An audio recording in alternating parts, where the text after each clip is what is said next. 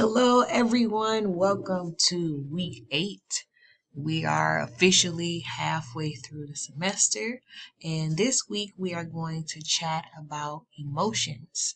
And of course, we can't talk about emotions without talking about Inside Out, the Pixar movie. So I'm going to be using clips from the movie, pictures from the movie, just to help us get into understanding emotions. So before we can really take a deep dive into emotions, we have to understand what emotions even are. So we're going to start off with that. What are emotions? Emotions are an affect or a type of feeling that you have.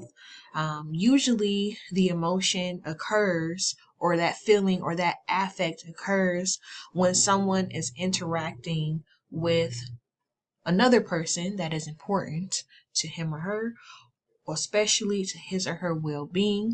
So, when we think about developmental psychology, as we're talking about children, someone that would be important to the child would be their caregivers, their teachers, their friends, their peers, their siblings. So this feeling or this affect usually occurs when children are interacting with people that matter to them. We also have two types of emotions. Emotions are put into two types of categories. The first category is positive emotions. And positive emotions, you think about love, joy, enthusiasm, happiness, all of those would be positive emotions.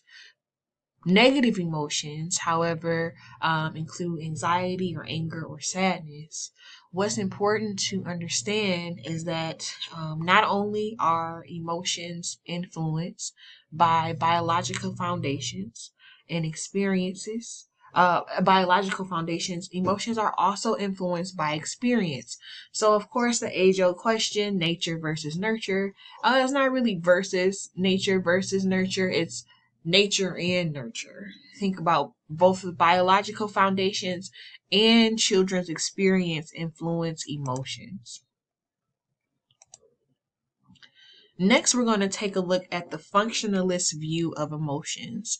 And I want you all to look at this word, functionalist. So that means that if you have a functionalist view of emotions, that means that you have an understanding that emotions are for a purpose. Having emotions serve a purpose. And so when we look at one of the first things that functionalists believe about emotions, they believe that emotions really occur in the context of relationships. They believe that relationships really put emotions into gear compared to other people that may just believe that we have innate emotions and that is why we have these emotions. Functionists believe that emotions do not occur in a vacuum. Okay, they have to be in response to being in a relationship with other people. The next thing that functionists believe is that functionists believe that emotions are linked with an individual's goals. So, for example, you all are in college. I'm not going to say if you pass this class. I'm going to say when you pass this class, you will probably experience happiness. That's because you have achieved a goal. If you do not achieve a goal, say, for example, a lot of people may want to be married by a certain age or have a child by a certain age. If they do not attain this goal, then someone may experience sadness.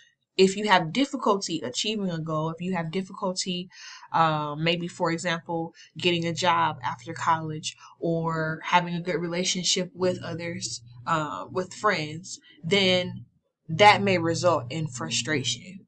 So emotions are linked to the goals that you have. And based on if you achieve or don't achieve a goal, or if you have difficulty achieving a goal, then that is when emotions come out and come to play. So we talked about what are emotions. We talked about why we have emotions, so why the function of emotions. And so that gets into the emotional competence. And the whole thing with emotional competence is that you have to be able to adapt. Emotional competence is being able to adapt. Another way to understand emotional competence is by looking at how human beings have the ability to not only identify, but also manage and respond to one's own emotion so that you can get the desired outcomes. Again, when you are engaging in social interactions. Because children and as well humans in general have emotional competence, they're able to manage emotions, and we'll get more into that. Be resilient under stressful circumstances.